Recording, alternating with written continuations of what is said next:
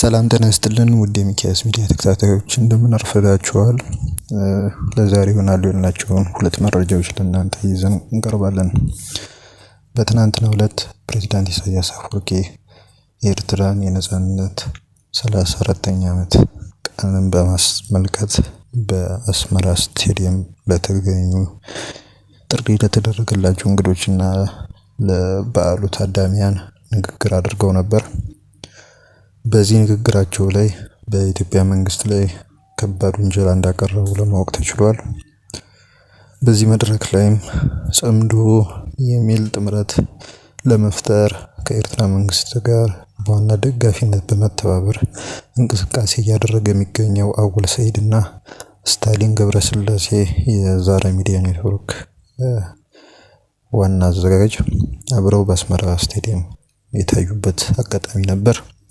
ወደ ፕሬዝዳንቱ ንግግር ስንመለስ የውጭ ኃይሎች በብልጽግና ወኪላቸው አማካኝነት የኢትዮጵያ ሕዝብ ላይ ላለፉት 5 ዓመታት ያወጁት ጦርነት ምን ያህል ተስፋ እንደቆረጡ ያሳያል ሲሉ ተናግረዋል። እነዚህ የውጭ ወኪሎች ወይም ኃይሎች እነማን እንደሆኑ በግልጽ የጠቀሱት ነገር ባይኖርም የተባበሩት አረብ ኤሚሬቶች እንደሆኑ ይገመታል። ሊያቀርቡ የሚፈልጓቸው ምክንያቶች ናይል እና ቀይ ባህር፣ የባህር በር ማግኘት፣ የኦሮሞ ህዝብን የማይወክል የኦሮሞ ማስተሳሰብ፣ የኩሽና የሲን ግጭት ናቸው ሲሉ እንደዚሁ ተደምጠዋል። የኢትዮጵያ ህዝብ የራሱን ምርጫ መርጧል፣ ተቃውሞውን ለማጠንከር የተዘጋጀ ነው በማለትም እንደዚሁ በዚህ ንግግራቸው ላይ አንስተዋል። የኦሮሞን ህዝብ በትክክል የሚወክል የተሳነው የኦሮሞ ማስተሳሰብ በመላ ሀገሪቱ የብሔር ግጭቶችን እያቀጣጠለ ነው በማለት ወንጀላቸውን አቅርበዋል። በኤርትራና ኢትዮጵያ መካከል የነበረው ተስፋ ሰጪ እንቅስቃሴ ፈርሷል። በወቅቱ ለብልጽግና መንግስት ያደረግነው ድጋፍ ግን አይጸጽተንም ብለዋል። ከዚህም ጋር አያይዘው ደግሞ የብልጽግና መንግስት ሲያደርገው ለነበረው የሪፎርም እንቅስቃሴ ድጋፍ በመስጠታችን አንቆጭም ብለዋል። በርካቶች ግን ይሄ የሪፎርም እንቅስቃሴ በትግራይ ክልል ላይ የተለያዩ አይነት ወንጀሎችን ማለትም ዝርፊያዎችን፣ አስገድዶ መድፈሮችና ግድያዎችን መፈጸም ነው ወይ ሲሉ እየጠየቁ ይገኛሉ። ንግግራቸውን በሚቋጩበት ጊዜ የኢትዮጵያ ህዝብ ሌላ አገዛዝ የሚታገስበት ሁኔታ እስኪፈጠር ድረስ በተለያዩ መንገዶች ተቃውሞን እያሰማ ነው። አሁን ላይ ትኩረታችን ልማት እና እድገት ነው፣ ሀገር ከመመስረት የሚያግደን ምንም ነገር የለም ሲሉ ነው የተደመጡት።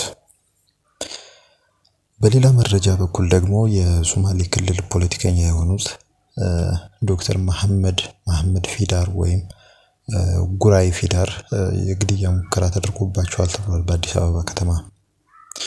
ይህ የግድያ ሙከራ የተፈጸመባቸው ትላንት ምሽት መሆኑን ነው አንዳንድ መረጃዎች እያመለከቱ የሚገኙት።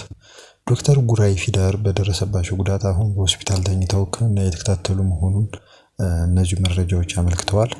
እንደ መረጃዎቹ ከሆነ በሶማሌ ክልል ውስጥ በሚንቀሳቀሱ ተቃዋሚዎች መካከል የተፈጠረው ሽኩቻና በክልሉ መንግስት ውስጥ ካለው ወቅታዊ ሁኔታ በመነሳት የግድያ ሙከራው ፖለቲካዊ ይዘት ሊኖረው ይችላል የሚል ግምት አለ።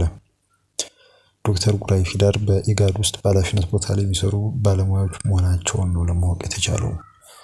አድማጭ ተመልካቾቻችን የዩቲዩብ ቻናላችንን ሰብስክራይብ በማድረግ አብራችሁ እንድትቆዩ ጋብዘናችኋል። መልካም ጊዜ፣ መልካም ቆይታ።